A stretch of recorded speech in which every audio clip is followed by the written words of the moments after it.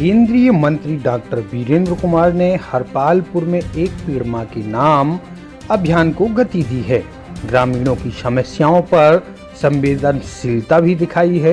हरपालपुर केंद्रीय मंत्री डॉक्टर वीरेंद्र कुमार का शनिवार रात्रि में ही नगर आगमन हुआ।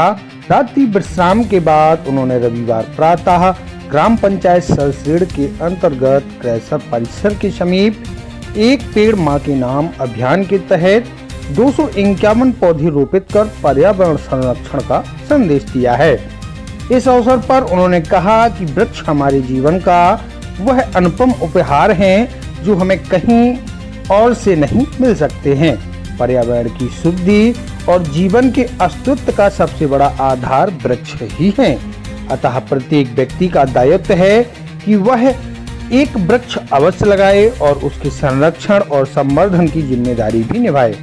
वृक्षारोपण कार्यक्रम के उपरांत केंद्रीय मंत्री ने ग्रामीणों की समस्याओं को गंभीरता से सुना।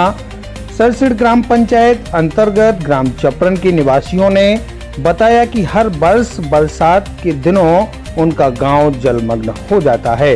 इस पर मंत्री ने तहसीलदार एवं संबंधित अधिकारियों को तत्काल निर्देश देते हुए स्थायी समाधान हेतु वैकल्पिक भूमि उपलब्ध कराने की संभावना पर विचार करने का आश्वासन भी दिया है। कार्यक्रम की विशेषता तब और बढ़ गई जब उपस्थित जनसमूह ने मंत्री का माल्यार्पण कर स्वागत करना चाहा, परंतु उन्होंने स्वयं मालाएं उठाकर वहां उपस्थित वृद्धजनों के गले में पहनाते हुए उनका अभिवादन किया। इस विनम्रता से लोगों के हृदय को छू लिया। इस अवसर पर मंडल अध्यक्ष अजीत सिंह तोमर, धीरेन्द्र सेभरे, लोकेन सिंह, विनोद वर्मा, नीरज अग्रवाल, अजय अग्रवाल, हर्षू महाराज, दिनेश दीक्षित, रामस्वरूप नेक्या, महेश राय, कल्लू सरपंच, तहसीलदार एवं पटवारी सहित अनेक गणमान्य नागरिक उपस्थित रहे।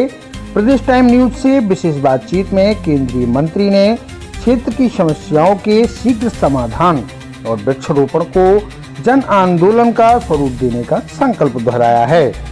काफी बारिश के चलते यहाँ सरसेड़ पंचायत में चपरन गांव है जो पूर्णतः डूब जाता है, डूबने आ जाता है। लोग बागों को निकलना भी मुश्किल होता है। चपरन गांव के काफी लोग यहाँ पर, जब हम यहाँ पर वृक्षारोपण के कार्यक्रम में आए तो काफी बड़ी संख्या में गांव के लोग यहाँ पर आए थे।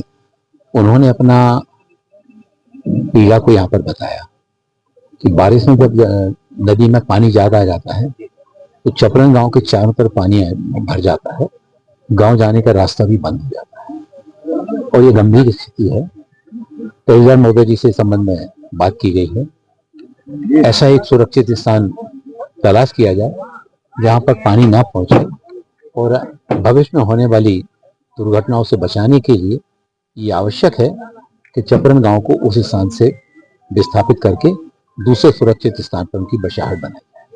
आपके अथक प्रयास से रेलवे स्टेशन का पुनर्निर्माण हुआ है, कब तक उसका उद्घाटन? शीघ्र ही संबंध में जो है ना,